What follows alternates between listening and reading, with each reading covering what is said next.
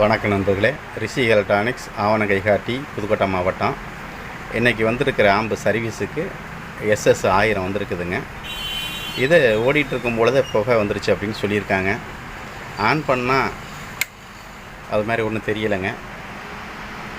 உள்ள ஆம்பை பிரிச்சுட்டு என்ன போயிருக்கு என்னங்கிறத நம்ம பார்க்கலாம். கவரு கலட்டி பார்த்தாச்சுங்க. உள்ள ரெசிஸ்டர் எதுவும் எரியலை, பவர் டிரான்ஸ்ஃபார்மர் எரியலை, எல்லாமே கரெக்டாக இருக்குது. போர்டும் எரியலைங்க, ரெசிஸ்டர் எதுவுமே எரியலை. இப்போ என்ன எரிஞ்சிருக்குன்னு பார்த்தோம்னா அவுட்புட் டிரான்ஸ்ஃபார்மரு உள்ளே எரிஞ்சிருக்கு பாருங்கள்.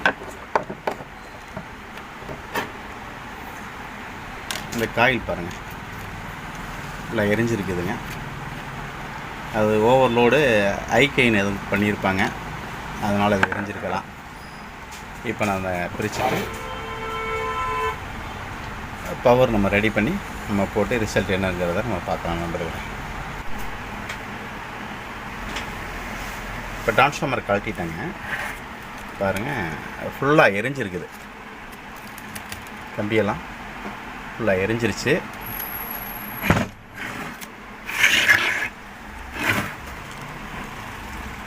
லோடு அதிகமாகி தான் எரிஞ்சிருக்குது, தாங்காமல். சரி பார்க்கலாம். உள்ள கோரை பிரிச்சுட்டு நம்ம வைண்டிங் பண்ணிவிட்டு பார்ப்போம். இப்படி இருக்குது. கோர் பிரிச்சாச்சுங்க, பிரிச்சாச்சு. இந்த இடத்துல எரிஞ்சிருக்கு பாருங்கள். இந்த இடத்துல ஒயரை போட்டிருக்காங்க. இது நேரடியாக கம்பியை வெளில எடுத்து விட்டுருந்தா அந்த இடத்துல ஸ்பார்க் ஆகாது. இந்த சைடு நல்லா இருக்குது, இங்கிட்டு தான் எரிஞ்சிருக்குது. ஃபுல்லாகவே அது எரிஞ்சிருக்குது. இந்த பக்கம் கரெக்டாக இருக்குது பாருங்கள், கம்பி எரியலை. இதில் வந்து லூஸ் ஆகி ஸ்பார்க் ஆகி இங்கிட்ட எரிஞ்சிருக்கலாம். இந்த இடத்துல டாப் எடுக்கும் பொழுது கம்பியை வெளியில் எடுத்து விட்டு வெளியில் சால்ட்ரிங் அடிச்சிட்டோம் அப்படின்னா இந்த மாதிரி வராது. ஏன்னா எப்போதுமே சாய்ண்டு முறுக்கிற இடத்துல தான் டெம்பரேச்சர் அதிகமாக ஹீட் ஏறும். அதனால தான் இந்த டிரான்ஸ்ஃபார்மர் வந்து இந்த சைடு மட்டும் எரிஞ்சிருக்கு, இந்த சைடு எரியலை. இது கரெக்டாக இருக்குது பார்த்தீங்களா? சரி நண்பர்களே, நம்ம இதை பிரிச்சுட்டு நம்ம வைண்டிங் பண்ணிவிட்டு நம்ம போடுவோம். நம்ம இது மாதிரி எடுக்க மாட்டோம். எப்போதுமே நம்ம அவுட்புட் எடுக்கும்போதே நம்ம லீடு வேறு உள்ளே நம்ம சைன் பண்ணி எடுக்க மாட்டோம். நம்ம வெளியில் அப்படியே கம்பியை வெளியில் எடுத்து விட்ருவோம். அப்படி எடுத்து விட்டோம்னா இந்த மாதிரி எரியாது, இங்கேயே கிட்ட ஏறும், நமக்கு பிரச்சனை இருக்காது. அது வைண்டிங் வந்து கரெக்டாக வரணுங்கிறதுக்காக இவங்க ஒரே இதாக எடுத்து இந்த இடத்துல சைன் போட்டு விட்ருக்காங்க. சரி பார்க்கலாம் எப்படி இருக்குன்னு பார்ப்போம். நம்ம பிரிச்சுட்டு நம்ம காயில் வைண்டிங் பண்ணிவிட்டு போட்டு பார்ப்போம்.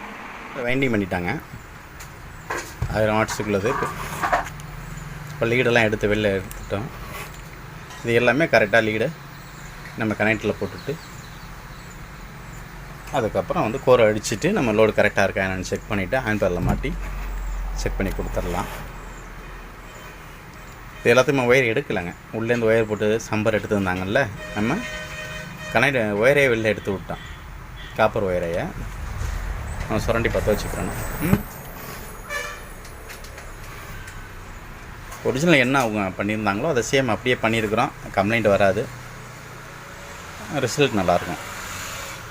நம்ம ஒரிஜினல் என்ன இருக்கோ அதை அப்படியே தான் பண்ணுவோம், மாற்றி பண்ணுறது கிடையாது. பெரும்பாலும் எல்லாருமே ஒரே வகையான டிரான்ஸ்ஃபார்மர் தான் பயன்படுத்துகிறாங்க. அவுட்புட்டை பொறுத்தளவில் வித்தியாசம் எதுவுமே இல்லை. டிரான்ஸ்ஃபார்மரு கோர் அடித்து செக் பண்ணிட்டோங்க. பெயிண்ட் மட்டும் நம்ம அடிக்கணும். இப்போ அதில் கரெக்டாக இருக்குது, டெஸ்ட் பண்ணி பார்த்துட்டோம். வோல்ட்டெல்லாம் கரெக்டாக இருக்குது. பழைய என்ன வோல்ட்டு வருதோ அந்த வோல்ட்டு கரெக்டாக இருக்குங்க. இப்போ நம்ம கோரில் பெயிண்ட் அடிச்சுட்டு ஆம்பில் மாட்டிட்டு கரெக்டாக இருக்கா என்னங்கிறத பார்க்கலாம்.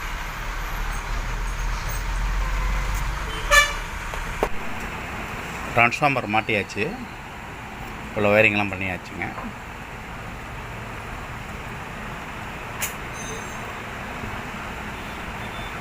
இதை ஆன் பண்ணி வேவ்ஸ் ஃபார்ம் எப்படி இருக்குன்னு நம்ம பார்க்கலாம்.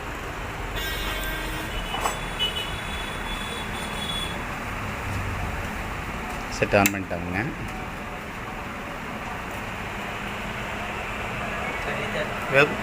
வேவ்ஸ் கரெக்டாக இருக்குது, சைன் வேவ் கரெக்டாக இருக்குங்க.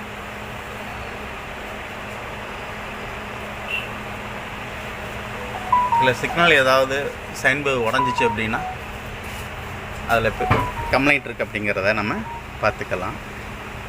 இதை ஆஃப் வச்சு பார்க்குறோம். எல்லாமே கரெக்டாக இருக்குது. இதில்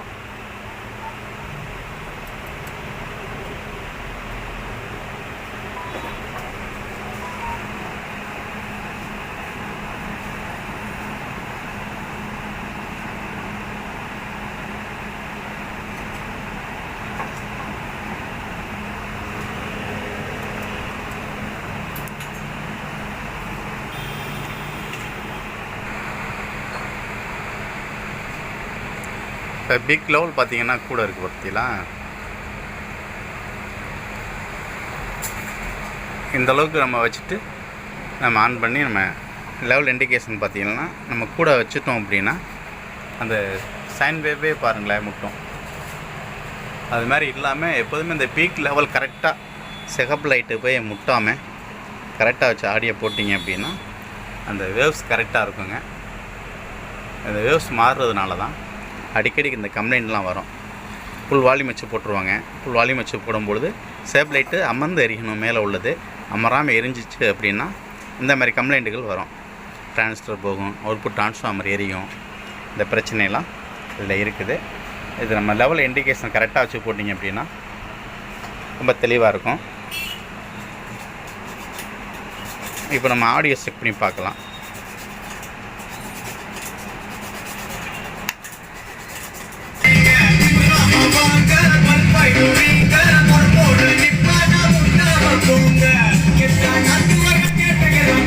நன்றி நண்பர்களே, அடுத்த வீடியோவில் சந்திப்போம்.